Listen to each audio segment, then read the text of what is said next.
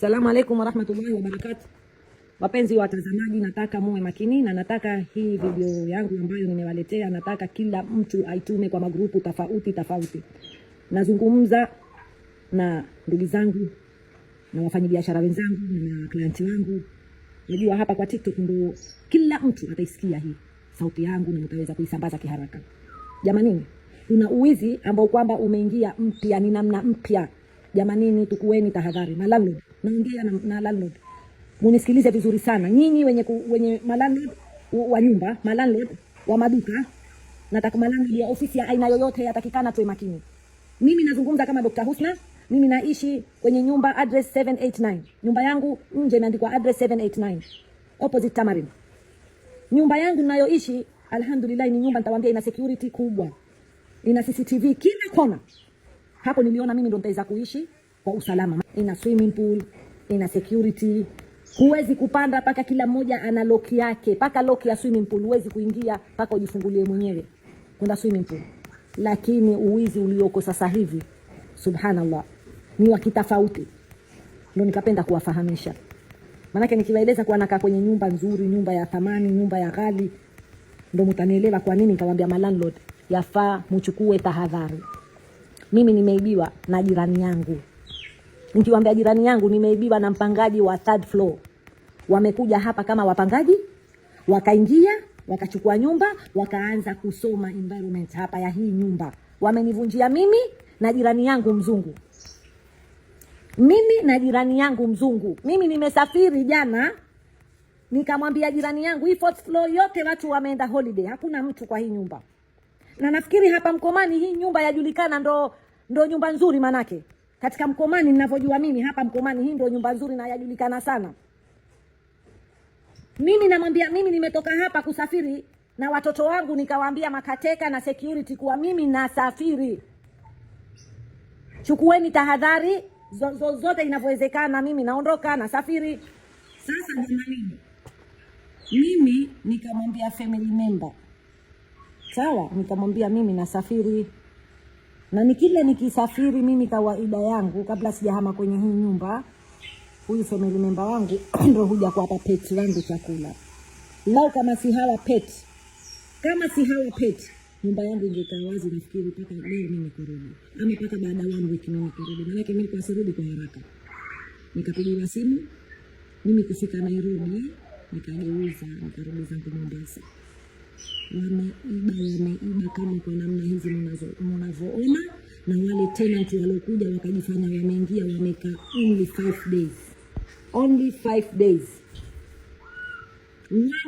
Wale wamechukua nyumba wamekaa kwa siku 5 peke yake. Mwisho ni juzi walipokwisha kuvunja Sunday, mimi Sunday nimeondoka, walipopata information mimi nimeondoka, wao wako 3rd floor, mimi niko 4th floor. Walikuja wakavunja kama mnavyoona. Kwa hiyo sasa hivi washaondoka, hawako tena. Kwa hiyo jamani, kwanza nataka kila mmoja achukue tahadhari na jirani yake. Kila mmoja ajue mimi naishi na jirani aina gani. Kwa sababu mimi hapa juu, umeona mimi hapa kwangu, na wajua majirani zangu. Na najua majirani zangu wamesafiri. Wewe ukiingia kwenye compound yako jamani, chunguzaneni. Nitawekea mpaka video ya CCTV muwaone. Wanaoiba si watu weusi. Hawa wameiba ni watu hata hawaeleweki. Waangalieni nyinyi wenyewe. Video yao ya CCTV nitawaekea muwaone. Wamekuja ni kama wapangaji, wameingia wakawa wako kwa parking, wasoma wao, waangalia tu.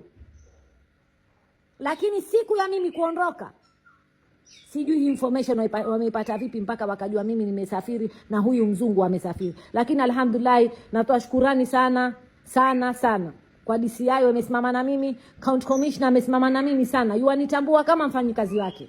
Alhamdulillah mimi ni chairman kwa county. Alhamdulillah nashukuru. County Commissioner nimempa shukrani nyingi sana, amesimama na upande wake. DCI wamesimama na mimi, Nyali polisi wamekuja, paka polisi wa criminal. Hii ni criminal case. Manake wamevunja namna hii.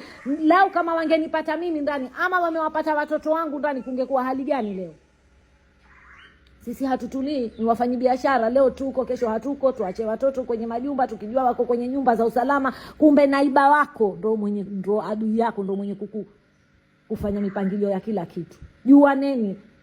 Landlord nawaambia, landlord nyote nazungumza na nyinyi. Wahisani yenu, chukueni tahadhari. Waona sasa kama hawa haieleweki, mimi nitawaambia baadaye kesi imeenda vipi. Sitaficha kitu. Lazima nitawapa information yote. Manake mimi nimeingia leo asubuhi, saa hii nataka kwenda kwa DCI nijue kuendelea vipi. Niende Nyali polisi nijue kumeendelea vipi na statement ziloandikwa. Manake kama si huyu family member, hebu niambie, kuja kuatilia wanyama chakula kungekuwa vipi hapa kwangu. Wamefanya vile wanavyotaka wao, wamechukua, wamechuzi kila, wamevunja. Hawa wamevunja wakijua mimi nimesafiri. Leo kama kuna mtu yote ndani ya nyumba, urongo washavunja, wangemuona ndani ya nyumba, wangemwacha, si wangemmaliza, si wangeua hawa watu. Landlord, chukueni matahadhari. Na ndugu zangu nyote, wapenzi wasikilizaji, chukueni tahadhari na unaishi naye katika maapartment. Wallahi tena, mimi nilikuwa believe zangu nikijua nitaishi mahali pazuri, nafanya kazi hard, naenda mbio, najua nikirudi nyumbani kwangu nitakuwa niko safe. Kumbe pale ndani ya nyumba yangu tayari kuna maadui. Sasa hii tutawaeleza zaidi nani na nani ni mhusika. Mbali na hao walioingia wakaiba, pia tutawaeleza ni information gani, nani ametoa information zaidi. Manake huyo mzungu amesafiri, amevunjiwa. Mimi nimesafiri, nimevunjiwa. Mbona kwa hivyo? Na aliyevunja ni tenant wa hapa ndani ya hizi nyumba zetu. Wabillahi taufika.